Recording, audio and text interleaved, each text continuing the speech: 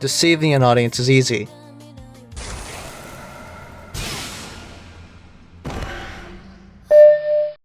Captivating an audience is hard.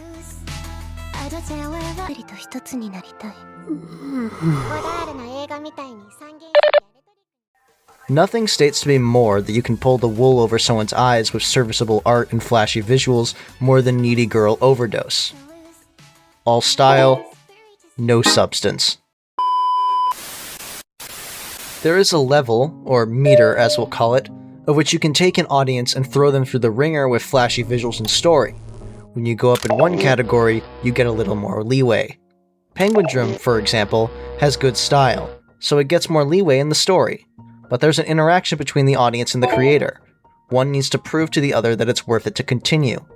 The more you give, the more you can take. With Needy Girl Overdose, it's essentially taking style without trying to make it mean anything. If Penguin Drum is DMC 3, then Needy Girl Overdose is like playing DMC 2. Nothing makes sense, and nothing means anything. Mixed media is an incredibly interesting concept to me. It has many different connotations, as it could refer to something like Kingdom Hearts, where you have to play a gacha game that was shut down to actually experience the full story, or it could be something that uses claymation, animation, and live action to explore different points it wants to make within visuals. It's an incredibly broad topic. Needy Girl Overdose tries to use this to its disadvantage in order to portray ideas to its fullest. It comes off as clumsy and uninspired. Whereas things like Monogatari and other Shaft shows take the idea and use it to create mystique while enhancing their story, Needy Girl Overdose says nothing by using live action interspliced between animation. There isn't anything communicated with it other than the fact it wants to show different styles. It's being played off as clever. Naming an episode Absolute Ego Dance isn't describing the characters, it's also describing the producers. I don't like the writing, but kicking out your own writer 80% of the way through the project is insane. Delusional, even. I saw someone compare Needy Girl Overdose's Nyalra to that of an auteur. I see this as an insult to these types that would create their own unique style. Putting a very shallow criticism of modern streaming culture on a pedestal with people like Hideo Kojima, David Lynch, Satoshi Kon, and Akiyuki Shinbo. What does this anime have that it does any different than any of them? Creating a unique style is difficult, and it requires you to copy and understand a lot of aspects of modern life. All right, please transfer 150,000 LB dollars. What? 150,000 LBs? Your entry fee, my overhead costs. Don't tell me that you were not expecting so many zeros on that price, or that I am ripping you off or some shit. The experience builds character, and thus that character can be used to build a believable world.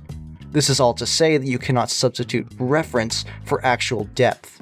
Needy Girl Overdose has every character talk like they're incredibly shallow or incredibly deep. And every time it's the latter, it's still incredibly shallow. You might find it strange for me to say, but this show would have benefited from actually scaling back the weirdness. Streamer culture is shallow and incredibly disgusting. Animeifying, yeah, I just made that up, what are you gonna do about it? Streamer culture makes it seem like streamers are more than they actually are. They are not. VTuber culture is similarly disgusting, because it's the same as streamers, but they can hide everything they do behind a mask. Celebrities are hedonistic and streamers are as well, but streamers are boring in their hedonism. I like Less Than Zero as a book because it shows this nightlife better than anything someone parodying and analyzing streamer culture could ever say.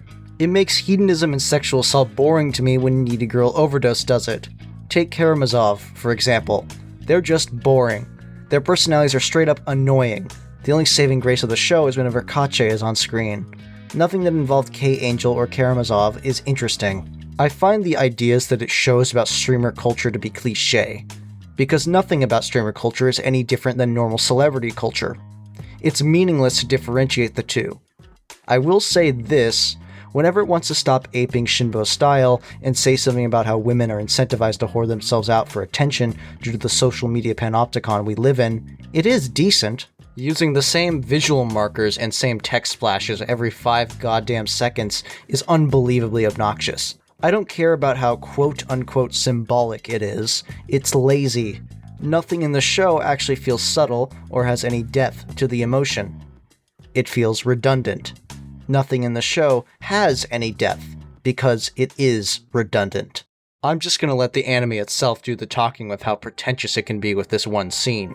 I took the liberty of speeding it up for you Zoomer brain people.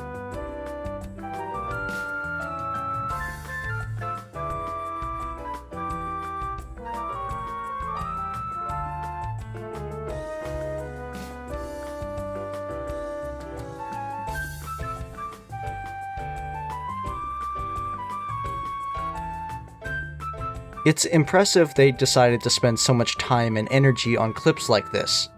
It's even more amazing that nobody thought to stop them from doing this. Like I said earlier, reference is not a substitute for depth. Saying Kurosawa, Kubrick, or Mamoru Oshii is not the same as making an episode as a homage, or being inspired by them. It's just saying that they exist. It feels like the author is giving us 3x3 for Letterboxd. Maybe that's the point, to acknowledge life simply as staring at beauty in its finest. I'm not gonna give Nyara that credit. It's his 3x3.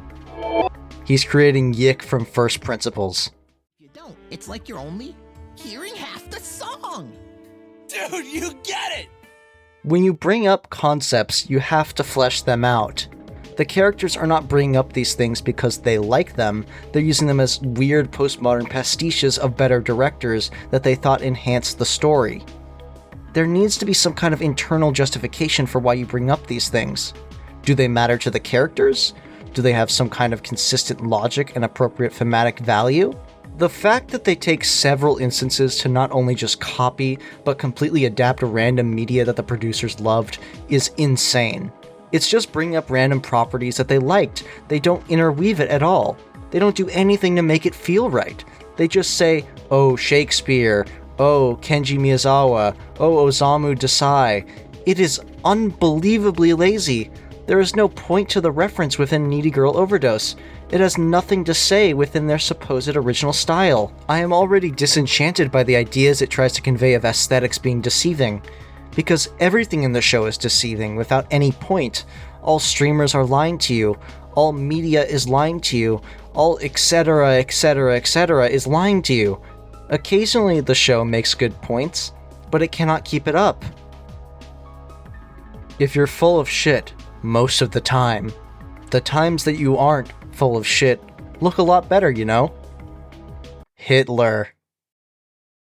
Actually showing how unhealthy streamer culture and viewer culture mix with reality is actually a really sobering concept for a show, which makes it all the more insane that not a single property I've read or watched has tried to tackle it properly since Perfect Blue or Less Than Zero or anything that at least plays it straight. The show is bipolar. It goes from showing ridiculous imagery that means nothing to having interesting commentary on how men and women will do anything for money. But whenever it focuses on being silly at all, it is miserable to watch. If Michika or whatever the hell the Poison Dempa girl was called are on screen, the show is never good. They breed the worst parts of the show whenever on screen. Pretentious film bullshit and awful style switching. Final verdict.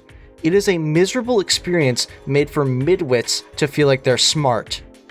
It feels like a show made for quote-unquote normal content creators to feel like they're intelligent for figuring out what the Brothers Karamazov means, or Judas. It has an underlying story that might be good, given anyone who wouldn't completely pull bullshit. The ideas are good, but ideas are just ideas. An idea does not a good product make. Maybe there's a level on which the egotistical nature of the show reflects how Nyalra wants it to be seen for his own creation. Is it trying to be meta? Is that the point? If that was the point, I wouldn't understand it. I would much rather it be stylistically consistent.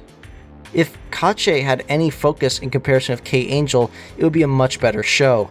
Every scene that involves Kache and women trying to live up to a standard they cannot reach is good, great even, but there's the other 90% of the show. If the show focused less on the big streamers and more on how people will take pieces of themselves out and destroy their lives in order to create something bigger than themselves in order to replicate those big streamers, I would be much more charitable. but it continually inserts poorly understood biblical reference and mistakes style and reference for actual substance. I found it to be interesting at the start, and as soon as they made a loose story and not an anthology, it went downhill fast. What pisses me off most about this is the fact that it could be good. It just chooses to take every possible way to destroy its own narrative. It takes skill to do that. I don't know if it's intentional or not. I don't ever want to watch another project with Nyalra at the helm.